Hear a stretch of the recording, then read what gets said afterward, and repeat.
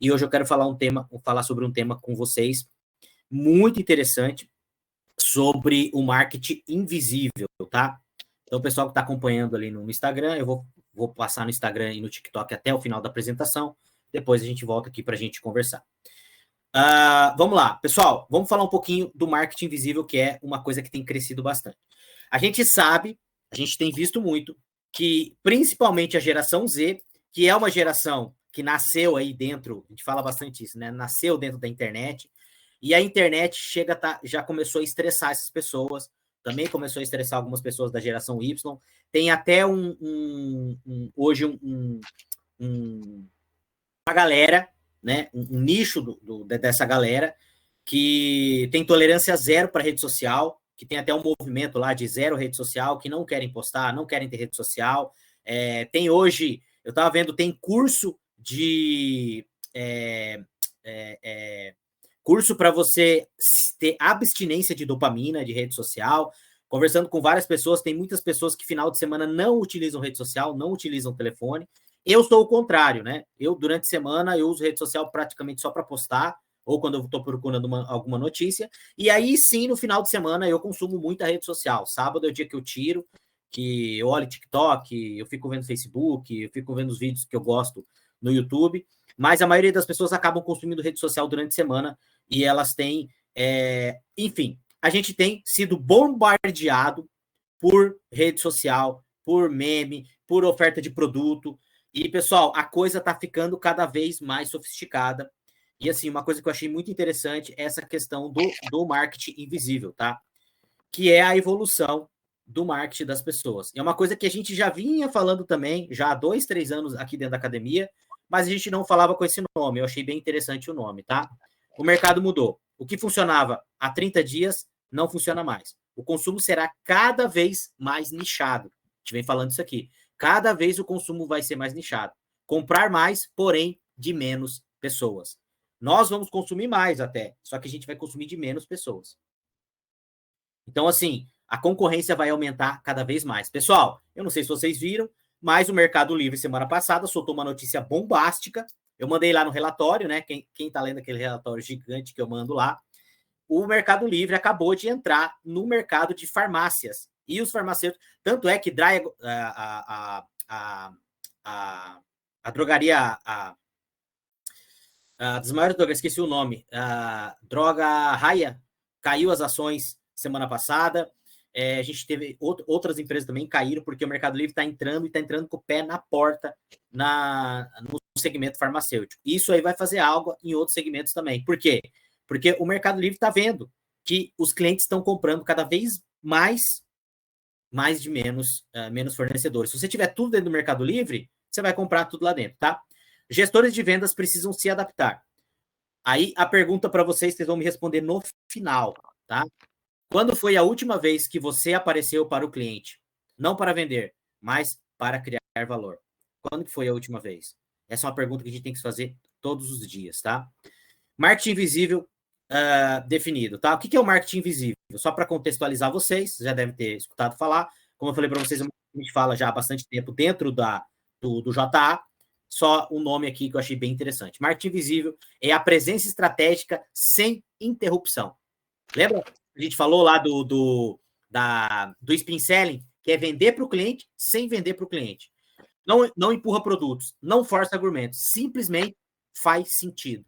O cliente vai comprar de você porque você faz sentido para o cliente. Eu gosto muito de usar esse exemplo aqui, né? Porque a Mônica, além dela ser a nossa mentorada mais antiga do JA, na verdade, a Mônica começou ali meio como laboratório, né? Eu utilizei a Mônica como laboratório, ela está até hoje. Ela também tem 4 lojas e é minha maior cliente da Hering. E é muito legal que antes dela entrar no JA, isso eu atendo a Mônica há 15 anos, mais de 15 anos, enfim. A venda era desse jeito. Quando a gente ia lá no showroom, a gente não tinha que ficar forçando ela para comprar, ou compra isso, ou compra aquilo. A venda era bem natural. Quando a gente via, a venda ela já tinha se encerrado. Por quê? Porque é uma coisa que faz sentido para ela, entendeu? A forma de atender. E aí, outro detalhe bem interessante, não é só a questão do fornecedor precisar do produto. Hoje, você tem que ter match com o teu cliente. Porque antigamente não tinha opção. Hoje, qualquer produto que você venda, esse produto é commodity, tá? Opera em contexto cuidadosamente curados, tá? Criando valor sem precisar se anunciar. E, pessoal, aqui um detalhe, tá? Sem precisar se anunciar não quer dizer sem precisar aparecer. Você precisa aparecer, mas você não precisa ficar fazendo barulho. Tanto é, pessoal, que estudos mostram e especialistas mostram que essas campanhas de pessoal que faz muito barulho na rede social, essas campanhas de meme, essas coisas muito chamativas, é muito legal, dá muito engajamento, mas tem gerado cada vez menos venda.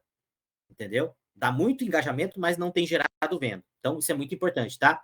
É vender sem parecer que está vendendo. Ou seja, você está no lugar certo, na hora certa. Ah, eu preciso ir para tal lugar. Ah, eu vou lá na loja tal, porque lá na loja tal, a fulana de tal é curadora, vai me ajudar. Ah, eu tô com um problema que eu preciso vestir meu filho. Eu preciso levar minha filha no aniversário, eu preciso de alguma coisa. Eu vou lá na loja tal, porque essa pessoa faz sentido para mim. Só que a gente tem que aparecer para o cliente, né, Adri? Como a gente falou no sábado, lá na sexta-feira, a gente tem que aparecer recorrentemente para o cliente para a gente criar essa memória afetiva. Só que como que é o marketing daqui para frente? É aquele marketing chato. Eu até falo isso, eu comento. E eu vou fazer um teste agora, tá, pessoal? Só para vocês terem uma ideia. Como a Mônica faz isso, a Adriana também está fazendo isso. As postagens, a Adriana já está separando uma semana antes, está usando a mesma coisa que a gente utiliza aqui, a Mônica faz isso também. Eu estou testando essa semana, na verdade, semana que vem, porque em todas as minhas redes sociais, eu estava fazendo de 6 a 7 postagens por dia. E o meu engajamento caiu muito, principalmente no Instagram. E aí eu estava dando uma estudada semana passada, e alguns teóricos dizem que o algoritmo está penalizando pessoas que postam muito, principalmente no Instagram. TikTok é outra história. Então, o que acontece? Eu estou fazendo um teste, depois eu vou falar para vocês, semana que vem, eu vou fazer 2 posts só no dia. Eu vou fazer um Reels. Esses dias. Oi? A gente está sendo até bloqueado tem alguns dias. Mônica, eu vou testar semana que vem, eu vou fazer 2 postagens no dia. Um Reels e uma imagem só. Eu diminuí as postagens, até fazendo boa noite, pessoal, compartilhando com vocês. E olha, a sequência que eu tenho feito, eu estou espaçando de um dia para o outro, e eu alcancei, acho que foi a primeira vez organicamente que o perfil alcançou quase 1 milhão de views. Nunca tinha alcançado. Mas eu também fazia essa sequência de postar todos os dias, Reels, foto, né? Às vezes 2, 3 posts. E eu notei que deu uma boa diferença, viu? Eu acho que na verdade, o algoritmo está sempre atualizando, está sempre mudando, né? Uma hora o que funciona, dali um mês não está funcionando mais, né? Então, mas assim, qual é a lógica da Virgínia daí? Postar 200 stories por dia e ter tudo... Mas diz que os stories ainda é válido postar quantidade, mas no feed não, ela faz um post por dia no feed. Sim, mas os stories que eu falei que a gente foi bloqueado, e a gente não posta mais que 30 por dia. Eu acho que assim, os stores é diferente. Eu tô falando aqui de realmente postagem. Sim. Que eu senti que o meu engajamento, assim, caiu vertiginosamente, assim, tipo, eu tinha visualização orgânica de 1.000 visualizações, eu tô com 50. Só que eu tenho postado cada vez mais e eu vou dar uma diminuída, porque alguns teóricos que mexem com isso falaram que, principalmente no Instagram, pode ser isso, tá? Eu diminuí e deu um resultado bom. Eu notei que subiu bastante, estava bem paradão mesmo. E isso, pessoal, o que eu quero linkar aqui? É que isso aqui, o cliente também te vê em excesso, faz mal, né? Eu até falei, acho que comentei na reunião, né, Adam? Falei, tem dia que eu olho as minhas postagens, porque eu tenho 4 redes sociais, e uma vai... Cara, eu fico com raiva da minha voz. Você imagina a pessoa que não sou eu, entendeu? Então, isso aí é um excesso que a gente tem que cuidar. Então, veja, pessoal, a gente tem que estar sempre calibrando. Por isso que é importante a gente estar sempre estudando. Porque olha como que o algoritmo muda, olha como que as coisas mudam, entendeu? Só que uma forma da gente aparecer para o nosso cliente que vai ser sempre benéfica é essa forma do marketing visível, de você estar ali realmente fazendo sentido para o cliente, tá? Vamos lá. Qualquer coisa, pessoal, se tiverem dúvida aí, pode interromper, tá bom? Contexto estratégico, tá? Infiltrar-se em cenário de forma imperceptível. escolhendo local, time e conversas certas. Pessoal, outra coisa, nichar o seu mercado. Cada vez mais nichado, entendeu? Se você tem loja de variedade, você vai falar de alguma coisa, tenta nichar 3 dias naquele negócio, ou uma semana naquele negócio, entendeu? Experiência curada, curada de curadoria, tá, pessoal? Comunica valor através de experiência onde o cliente se sente visto, não impactado, tá bom? E relevância real. Opera no tempo certo com a linguagem compatível, onde já existe confiança. Criar aquela confiança que eu já falei nos treinamentos também, né? Aceleração, iniciação, aceleração, maturidade e não deixar ir para decadência, né? Sorte por esforço, sorte por competência, sorte por network e sorte por influência. A gente vai começar a ter sorte nas redes sociais quando a gente tiver influência. Então, não desista. Eu estava vendo ontem, passou um vídeo do começo lá do Pablo Marçal, do Primo Rico. O Pablo Marçal, nas primeiras lives dele lá, não tinha 10 pessoas na live dele, entendeu? Mas onde que está a diferença? A diferença está no Pareto. Que 8 de cada 10, 8 vão desistir. 8 vai achar que é muito. 2 vão continuar e vão ter resultado, tá bom? Vamos lá, princípios fundamentais. Tudo é marketing, tá? Eu falo isso, lembra? Eu falo isso muito nas aulas, que tudo é marketing, tudo é branding. Você sempre está construindo, tá? Qualidade do atendimento, produtos e todo contato com a marca impacta a decisão de compra. Quando eu estou falando de marca, lembra, né? Marca é a loja, marca é a marca e marca é você. Não é marca, não é só a marca que você vende. Entendeu? Experiência em primeiro lugar.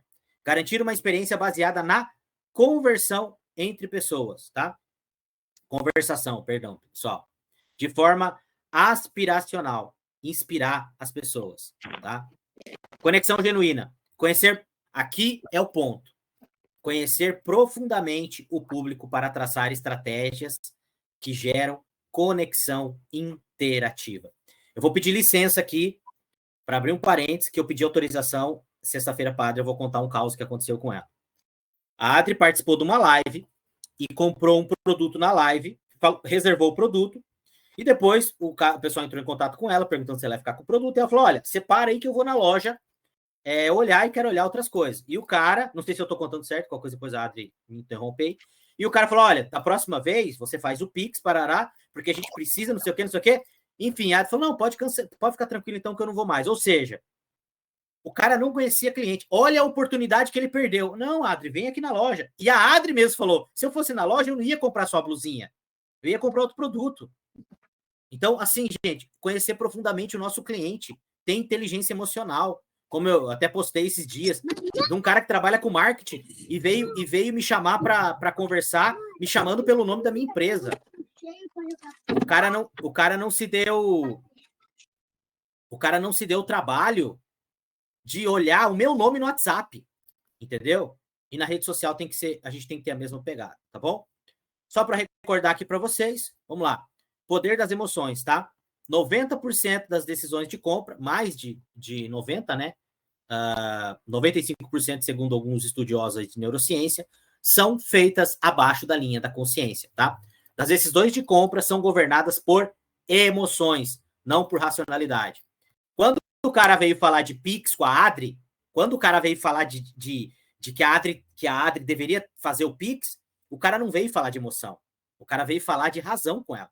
Não, Adri, tudo bem, ó, a blusinha tá separada. Estamos esperando aqui na loja. Vem aqui na loja. Cara, que tiro no pé que o cara deu. E aí, pessoal, tem uma teoria, uma pesquisa que diz o seguinte: quando você é bem atendido, você vai falar para 5 pessoas. Quando você é mal atendido, você vai falar para 20. Entendeu? Então, ter inteligência emocional com os clientes, tá bom? Marketing invisível explora os gatilhos emocionais sutis. As pessoas respondem emocionalmente aos estímulos comportamentais, hábitos, experiências e modelos mentais. E aí tem outra coisa muito importante, que a pessoa, quando ela está agindo no emocional, e muitas vezes a pessoa, quando ela é mal atendida, sabe o que acontece? Essa pessoa não vai te falar. Essa pessoa não vai falar para o dono da loja. Ela simplesmente não vai mais e vai começar, para quem ela tiver a oportunidade de falar, não por maldade, porque a gente tem necessidade de desabafar, vai falar que a loja não é bacana, ou que o profissional não é bacana. E às vezes nem é questão de fofoca, tá? Porque nós temos instinto de defesa com aquelas pessoas que a gente gosta. Então, se a gente encontra alguém que a gente gosta, inconscientemente a gente vai querer falar para proteger a pessoa também, tá bom? Estratégia de aplicação. Deixa eu ver quanto tempo tem aqui, pessoal. Vamos lá. Mapeamento completo, tá? Conhecer pontos positivos, negativos e tendências do teu público-alvo para conexões genuínas. Pessoal, a gente falava muito antes do profissional especialista generalista, né? Já falei nas aulas para você. O que é o profissional especialista generalista? É a teoria da lateralidade, ou a teoria do T. Você ser profundo naquilo que você faz, mas você conhecer muito bem não, você ser superficial em várias coisas. Hoje, o profissional, esse profissional acabou. Hoje nós precisamos do profissional especialista nexalista. O que é o profissional especialista nexalista? Você é especialista naquilo que você faz e você ainda desenvolve especialidades em outras coisas. Você tem que ser especialista em várias outras coisas, não só naquilo que você vende. Porque senão você não vai conseguir criar esse marketing invisível com o teu cliente, tá bom? Contexto e mensagem. Enquadrar a comunicação ao ambiente, influenciando como a ação será recebida. Quando você conhece bem o teu cliente, quando você tem os 3 P's lá, conhece muito bem de pessoas, muito bem de produtos, tem processos bem definidos, você vai saber como que você vai fazer isso. Mas, gente, é importantíssimo. Vocês têm que levar isso para o time de venda de vocês. E você que é gestor que está aqui, você tem que começar a implementar isso. Como que a gente vai aperfeiçoar isso aqui? Eu mandei hoje lá para todos os gestores, pessoal, desafia os teus vendedores. Desafia os teus vendedores a gravar um vídeo de 30 segundos na semana. Desafia, pessoal.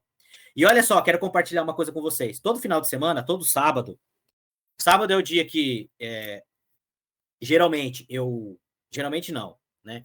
Sábado é o dia que eu sento, que eu olho o número de tudo aquilo que eu faço, das empresas que eu dou consultoria, das representadas, enfim, né? Pessoal que trabalha comigo sabe que até sexta-feira tem que colocar lá os resultados no Trello, que no sábado, 8 horas da manhã, é a primeira coisa que eu faço. Depois, eu vou analisar os números dos mentorados, vou mandar mensagem para cada mentorado, né? Que a Cláudia me manda na sexta-feira. E depois, lá por 10h30 da manhã, é o horário que eu vou gravar os vídeos da semana, que eu gravo vídeo eu gravo 6 vídeos para uma rádio no Rio Grande do Sul e mais o resenha de mercado, que é meia hora. Esse final de semana, olha só que interessante, pessoal. Eu gravo 6 vídeos e eu gravo mais 7 que eu jogo aqui no JA toda semana. Eu gravei todos os vídeos sem errar. Sem errar. Foram 7 com 6, 13 vídeos curtos, sem errar nenhum. Sabe quantos anos eu demorei para conseguir fazer isso? 7 anos. Foi a primeira vez. Até semana passada tinha vídeo que eu demorava 5 minutos para conseguir gravar um vídeo de 1 minuto.